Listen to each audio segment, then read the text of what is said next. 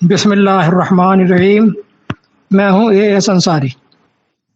دوستو، ایک ساتھی نے اے آئی کی تیار کردہ ایک آیت بھیجی ہے کہ میں اس پر تبصرہ دوں کہ یہ آیت کیسے بنا لی، اور کئی آیتیں بنا بنا کر پیش کرتا ہے اے آئی۔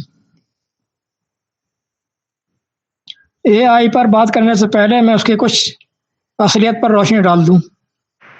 یقیناً یہ اے آئی اہل صہیون کی ایجاد ہے، لیکن یہ آہستہ آہستہ اپنے مقصد کی تکمیل تک پہنچے گا۔ پہلے لوگوں کا اعتماد بحال کرے گا، سوال سے اندازہ لگا کر کہ سائل کی ذہنیت کیا ہے، اس کے مطابق اس سے مطابقت رکھتا ہوا جواب دے گا۔ جب اس سے طالبہ کرے گا کوئی کہ قرآن سے ملتی جلتی آیت بنا کر دکھاؤ، بنائی جا سکتی ہیں، آپ بنا کر دکھائیں، تو یہ حاضر خدمت ہو جائے گا۔ آیات بنا بنا کر دکھائے گا، آیات کے نام بھی خود رکھے گا، اور قرآن متن سے ملتی جلتی آیاتیں تیار کر کر کے دیتا رہے گا۔ گویا کہ جو شخص قرآن جیسی کتاب بنانے کا دعوے دار ہے کے لیے مواد چاہیے تو اس کو مواد فراہم کرتا رہے گا، اور جو شخص اس سینس میں سوال کر رہے گا کہ گویا کہ وہ تصدیق چاہ رہا ہو اپنے نظریے کی کہ قرآن جیسی کتاب بنائی نہیں جا سکتی، اس کا نظریہ یہ جج کر لے کہ اس کا نظریہ ہے کہ قرآن جیسی کتاب بنائی نہیں جا سکتی، تو یہ اس کی بھی تائید کرتے ہوئے اس قسم کے دلائل فراہم کر دے گا کہ ہاں آپ ٹھیک کہہ رہے ہیں، یہ نظریہ درست نہیں، قرآن جیسی کتاب بنائی نہیں جا سکتی، اس کے بھی دلائل فراہم کر دے گا۔ یہ اگر کوئی یہ سمجھتا ہے کہ یہ اے آئی یہ فری ہے، کسی کے تسلط میں نہیں ہے، کسی کے تسلط سے آزاد ہے، تو یہ اس کی بھول ہے۔ یہ فلی کنٹرولڈ ہے اپنے موجودین کے ہاتھوں میں۔ اہل صہیون کی یہ ایجاد ہے، اور اہل صہیون کے عزائم ملاحظہ کیجیے۔ چنانچہ میں پروٹوکول نمبر 14 کی اس کی ہیڈنگ رکھتا ہوں، خالی اسی سے اندازہ ہو جائے گا۔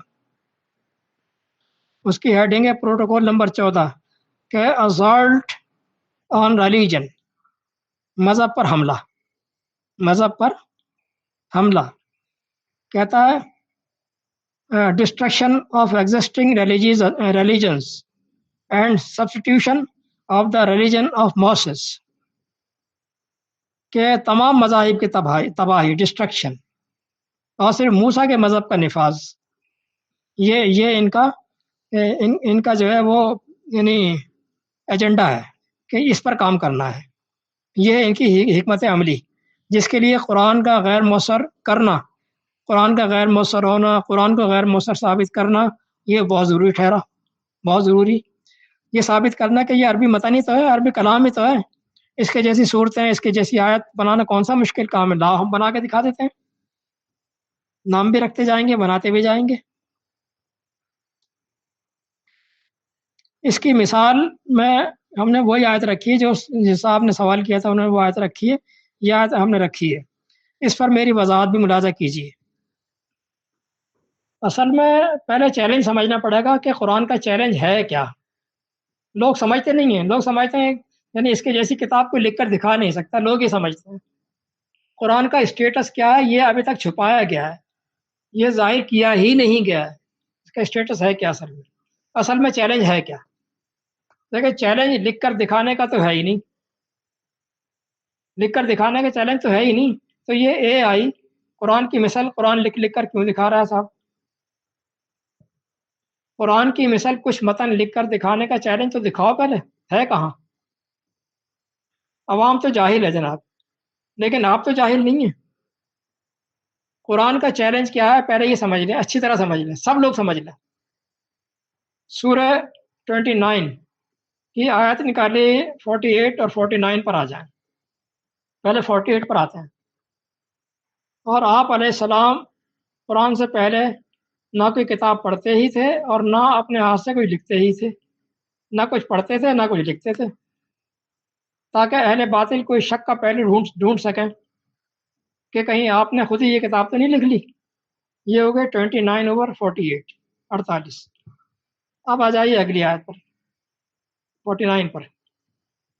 بل ہوا آیات بینات فی صدور الذین اوتوا العلم وما یجحدون بآیاتنا الا الظالمون، نہیں بلکہ بات یہ ہے ہی نہیں، لکھنے لکھانے کی بات ہی نہیں ہے، نفی کر دی۔ اس بات کو سمجھ لیجئے کہ جب بل، یہ حرف بل کے بعد بیان آ جائے، بیان دیا جائے، تو اس کا مطلب ہوتا ہے کہ جو بحث پہلے کی جا رہی تھی وہ بات ہے ہی نہیں، اس کو نفی کر دیں، وہ بات ہے ہی نہیں، بلکہ بات یہ ہے جو اب بیان کی جا رہی ہے، بل یہ کام کرتا ہے۔ بلکہ بات اصل میں یہ ہے کہ یہ متن نشانیاں ہیں، کھلی نشانیاں، آیات بینات۔ کس بات کی نشانیاں؟ اس بات کی کہ نشانی ہے کہ یہ اللہ کی طرف سے ہے، یہ قرآن اللہ کی طرف سے ہے، انسان کی طرف سے نہیں۔ اس کا ثبوت یہ ہے کہ یہ محفوظ ہے اہل علم کے سینوں میں، اس کا متن میمورائزڈ ہے اہل علم کے سینوں میں۔ اس کے باوجود ظالم لوگ ہماری نشانیوں کے بارے میں کٹ حجتیاں کرتے ہیں۔ لہذا قرآن کے من جانب اللہ ہونے کی نشانی خود قرآن نے یہ بیان کی ہے، فی صدور الذین اوتوا العلم۔ اب چیلنج یہ آیا کہ اتنی ضخامت کا کوئی دوسرا قرآن جو تم نے اس کی مثل بنایا ہو تو لا کر دکھاؤ، اس کے حفاظ کے ساتھ، اس کے حافظ کے ساتھ، اس کے حفاظ کے ساتھ۔ اس اللہ کے قرآن کے حافظ تو ہزاروں مل جائیں گے، تم اپنے بنائے ہوئے کا ایک ہی لا کر دکھا دو، اپنے بنائے ہوئے قرآن کا ایک ہی لا کر دکھا دو حافظ کوئی، یہ ہوگا اس کی مثل کا مطلب کہ اس کی مثل نہیں لا سکتے۔ جس طرح سے یہ میمورائزڈ ہو گیا ہے سینوں لوگوں کے سینوں میں، اہل علم کے، ایسا تم لا کے دکھاؤ کہ وہ بھی میمورائزڈ ہو گیا ہو، یہ ہے اس کا مطلب۔ اس کے جیسی سیم ٹو سیم بنا کر دکھانا چیلنج نہیں، یہ تو چیلنج ہی نہیں ہے۔ سیم ٹو سیم تو لاکھوں بنائی جا سکتی ہیں، یہ کون سا مشکل کام ہے؟ اور ملتی جلتی سملر یہ بھی لاکھوں بنائی جا سکتی ہیں، یہ بھی کوئی مشکل نہیں۔ سوال یہ ہے کہ یہ چیلنج ہی کب کیا گیا ہے کہ لکھ کر دکھاؤ؟